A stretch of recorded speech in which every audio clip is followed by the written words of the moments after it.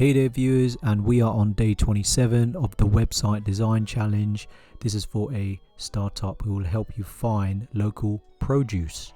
My name is Roy, I'm a web designer. And before we get into the challenge, if you do find the content useful, please leave a like, leave a comment, subscribe, hit the notification bell, and let's get into the video. Okay, so I thought it'd be a bit different this time, where I had a slide on the problem, trying to focus on the problem as opposed to the solution, or trying to think of a problem. That way you can focus your design a lot better. So the problem that I assumed is, for example, farmers or local producers are finding it hard to compete with the giants in terms of prices.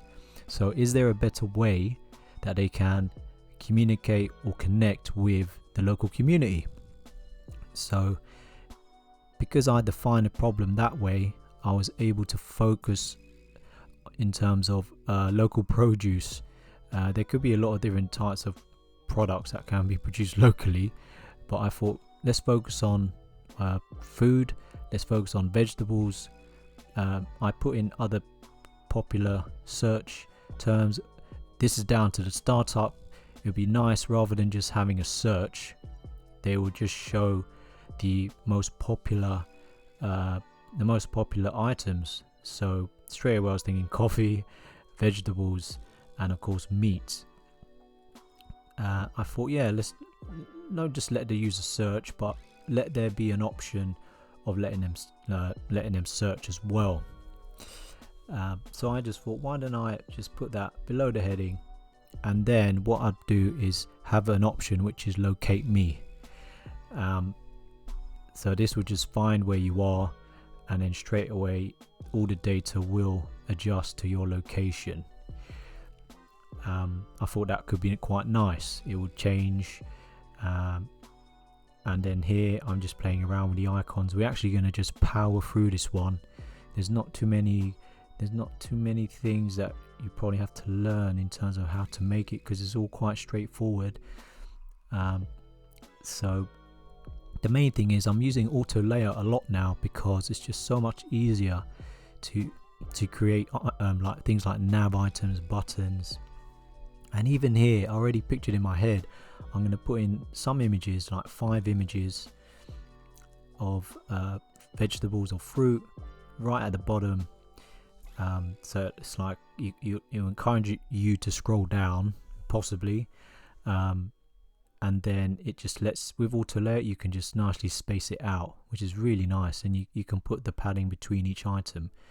You don't have to drag or anything. It's just so much easier. Here I'm just putting some random dots around the page just to have some graphic elements on there. Here what I'm doing is putting in, actually just highlighting a producer or a local farm owner who I thought, why don't I put hydrophonic or ponic, I don't know how to pronounce it, hydroponic farm, which is a vertical farm growing vegetables indoors. And I thought that's quite something that's starting to take off, or something I'm starting to hear about. So this might be trending. So I thought, why not put that as a highlight? And here again, I'm just going into Unsplash, good old Unsplash, and just looking for photos of vegetables and fruit and things like that. And this itself can take time, so I thought, okay, the nice thing, because I defined the problem with farmers, I thought, yeah, let's just go with vegetables, fruit, or meat. But now I focused it even more by having the first page as vegetables, because that's the most popular one, because there's just so many things you could put on the page. But again, defining the problem lets you focus the design. So here I'm just finding some random images on vegetables to give the page some color. I thought it'd be pretty nice, and there's really nice, there's aubergines, and there's just so many nice vegetables. So here I thought, okay, I need to put in a search, and it's not the main thing they're going to focus on, hopefully not, but it's there. And you can imagine if they hit the search, it will just expand. Maybe the other options disappear, maybe. I thought that would be quite a nice interaction.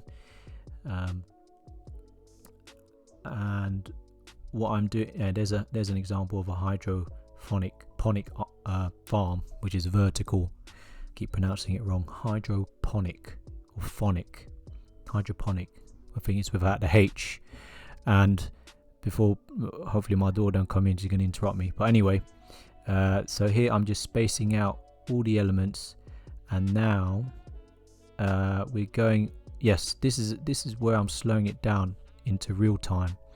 So what I've done here, I'm just playing around with the colors. So what I'm doing is I'm picking the second lightest green or the lightest green, and then in terms of the color of the type, I'm making it the darkest green.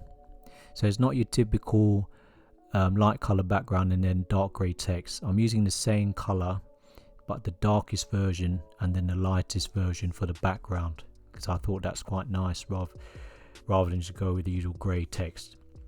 And this is something that Tailwind CSS, they use this as well on a lot of their designs, and they're really good. You should check them out. And then here I'm doing the same thing for meat. I thought, yeah, let's go with orange, and then a really dark orange for the text. And then I probably switched this around actually. I'm not sure what I did for coffee, if it was brown or red.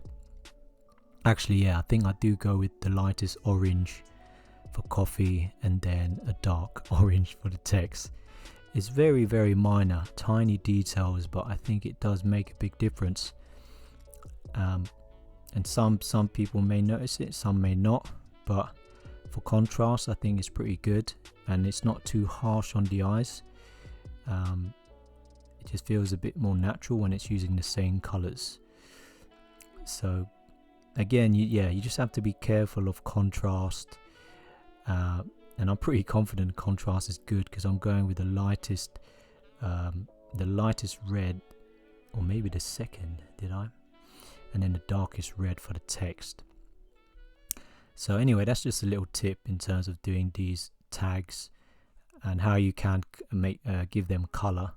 And then here I'm just giving the search, rather than black, I'm going to end up going with a light gray background, so that's not such a high contrast. And the last detail there is I've given the vegetables a full dark color green, just to show that it's active. So currently you're viewing vegetables at the moment. It might not be super clear, but I thought, why not highlight that tag. And now I'm just putting in an avatar of the farm owner. I thought that's nice, just to give the page a bit of life. You want to meet someone locally, and it's highlighting that person. So if you find your location, you'll probably it should animate to someone else. And then here I'm just placing in all the images which I've created as a group or frame. I'm using a frame this time, a frame per square, and then I'm just placing the images inside the frames. So here I'm just playing again with layout. I grouped the whole hero area and done auto layout just to see if I can play around. Now I'm just playing around with the dots.